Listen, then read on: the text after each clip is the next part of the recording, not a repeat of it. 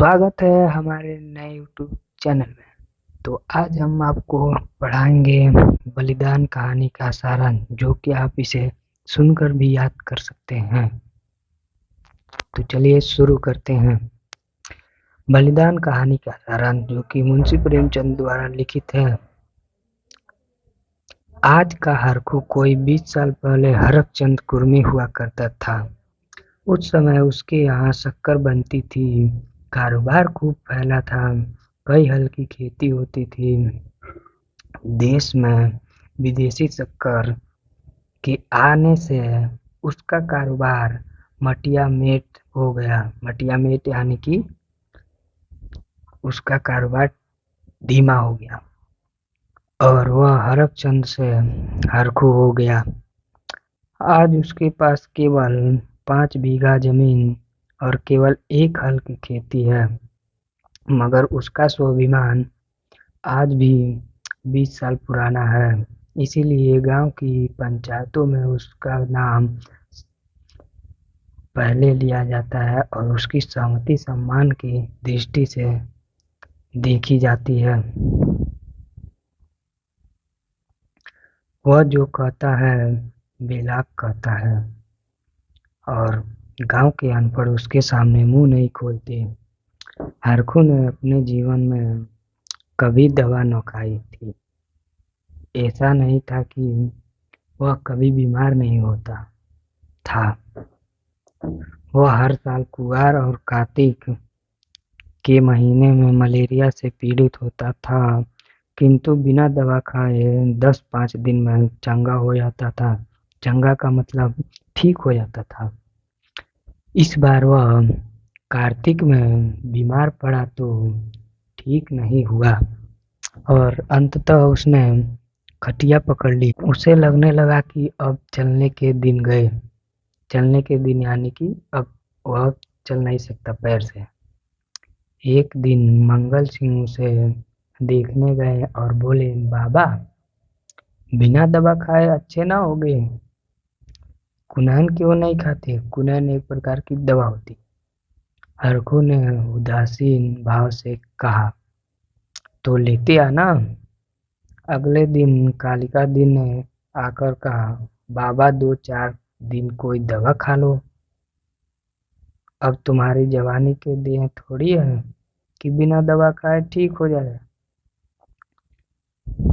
हो जाएंगे। हरखू ने फिर उसी मंद भाव से कहा, तो लेते आना। मगर ये सब बातें केवल शिष्टाचार और संवेदना के हिस्सा थी। बिना पैसे के किसी ने हरखू को दवा न लाकर दिया और न हरखू ने किसी को दाम देने का पूछा यानी कि कहा। अंततः 5 महीने कष्ट भोगने के बाद ठीक होली के दिन हरखू ने शरीर त्याग दिया। उसके पुत्र गिरधारी ने उसका अंतिम संस्कार बड़े ही धूमधाम से किया, यानी कि क्रियाक्रम बड़े ही धूमधाम से किया। हरखू के उपजाऊ खेत 3-3 फसलें देते थे, अतः सभी गांव वालों की नजर उन पर लगी थी। सभी जमींदार तथा लोग लाला ओकार नाथ को उकसाने लगे। दुगना लगान और बड़ी रकम नजराना परेशानी लेकर गिरधारी ने खेत छुड़ाने के लिए एक दिन जमींदार ने गिरधारी को बुलाकर कहा, तुम 8 रुपए बीघे पर खेत जोतते थे, मुझे 10 रुपए मिल रहे हैं और नजराने के रुपए 100 अलग। तुम्हारे साथ रियायत करके लगान वही रखता हूँ, पर नजराने के रुपए तुम्हें देने पड़ेंगे। गिरधारी ने नजराने की रकम देने में असमर्थता व्यक्त की तो जमींदार ने उसे चेतावनी दे दी कि अगर 1 हफ्ते में या 1 हफ्ते के अंदर नजराने की रकम दाखिल करोगे तो खेत जोतने पाओगे, नहीं तो मैं दूसरा प्रबंध करूँगा, यानी कि उसे नहीं देना चाहता। अब गिरधारी और उसकी पत्नी सुभागी दोनों खेतों के हाथ से निकलने की चिंता में गुमसुम बैठे हुए थे। नजराने के 100 रुपए का प्रबंध करना उनके काबू से बाहर था, क्योंकि वह पहले से ही कर्जदार थे। जेवर के नाम पर एकमात्र हंसली होती है, जो कि एक प्रकार का गहना होता है। हंसली संभाल संभाल कर रखे थे, वो भी साल भर से गिरवी पड़ी थी। सप्ताह बीत जाने पर भी गिरधारी रुपयों का बंदोबस्त न कर सका। 8वें दिन उसे मालूम हुआ कि कालिका दिन ने 100 रुपए नजराने देकर 10 रुपए बीघा लगान पर खेत ले लिए। यह सुनकर गिरधारी बिलख बिलख कर रोया। दुख हुआ गिरधारी को बहुत ज्यादा। उस दिन उसके घर चूल्हा न जला, यानी कि उसके घर खाना न बना। सुभागी ने लड़ झगड़ कर कालिका दिन से खेत लेना चाही, किंतु असफल हुई। गिरधारी अपने पुराने दिनों को याद करके दुखी होकर रोता रोता रहता था। लोग उसे समझाते थे कि तुमने पिता के क्रियाक्रम में व्यर्थ में इतने पैसे उड़ा दिए। यह सुनकर उसे दुख नहीं होता, क्योंकि अपने पिता के मरने के बाद भी उनका क्रियाक्रम ठीक से न करता, ऐसा गिरधारी ने उन लोगों को कहा।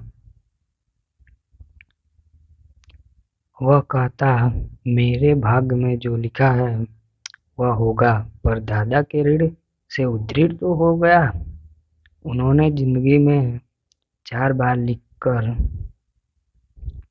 लिखाकर खाया। क्या मरने के पीछे उन्हें पिंड पानी को तरसा था? इस प्रकार आषाढ़ आ पहुंचा। वर्षा हुई तो सभी किसान अपनी खेती बाड़ी में व्यस्त हो गए। यह सब बातें देख सुनकर गिरधारी जलहीन मछली की तरह तड़पता रहा। गिरधारी ने अभी तक अपने बैल न बेचे थे। तुलसी बनिए से अपने रुपए के लिए धमकाना आरंभ कर दिया। मंगल सिंह ने नालिश की बात कहकर उसे और डरा दिया। अंत में मंगल सिंह ने उसकी 80 रुपए की 2 जोड़ी का 60 रुपए में सौदा कर बैल खरीद लिए। बैलों के जाने पर पूरा परिवार फूट फूट कर रोया। उस रात को गिरधारी ने कुछ न खाया। प्रातःकाल उसकी पत्नी सुभागी ने उसे चारपाई पर न पाया। उसने सोचा कहीं गए होंगे। दिन ढले तब भी घर न लौटने पर चारों ओर उसकी खोज हुई, किंतु गिरधारी का न पता चला। संध्या समय अंधेरा छा जाने पर सुभागी ने गिरधारी के सिरहाने दिया जलाकर रख दिया। अचानक सुभागी को आहट मालूम हुई। उसने देखा गिरधारी बैलों की नाद के पास सिर झुकाकर खड़ा है, जो कि यह सिर्फ सुभागी का वहम था। सुभागी यह कहती हुई उसकी ओर बढ़ी कि वहां खड़े क्या कर रहे थे? आज सारे दिन कहाँ रहे? गिरधारी ने कोई उत्तर न दिया। वह पीछे हटने लगा और थोड़ी दूर जाकर गायब हो गया। सुभागी चिल्लाई और मूर्छित होकर गिर पड़ी। अगले दिन कालिका दिन जब अंधेरे अंधेरे खेतों पर हल जोतने पहुंचा तो उसने गिरधारी को वहां पाया। वह गिरधारी की ओर बढ़ा तो पीछे हटकर गिरधारी ने कुएं में छलांग लगा दी। कालिका दिन डरकर बैलों को वहीं छोड़कर खेतों की तरफ से गांव की तरफ भागा, शोर मचाते हुए। कालिका दिन की हिम्मत फिर गिरधारी के खेतों ओर जाने की न हुई। उसने गिरधारी के बैलों से इस्तीफा दे दिया तथा खेतों से भी इस्तीफा दे दिया। ओंकारनाथ ने चाहने पर भी उसके खेत न उठ सके। अब गांव के लोग उन खेतों का नाम लेने से भी डरते हैं। तो आज यहीं पर समाप्त करते हैं बलिदान कहानी का सारांश। अगर अच्छा लगा हो तो प्लीज सपोर्ट इट।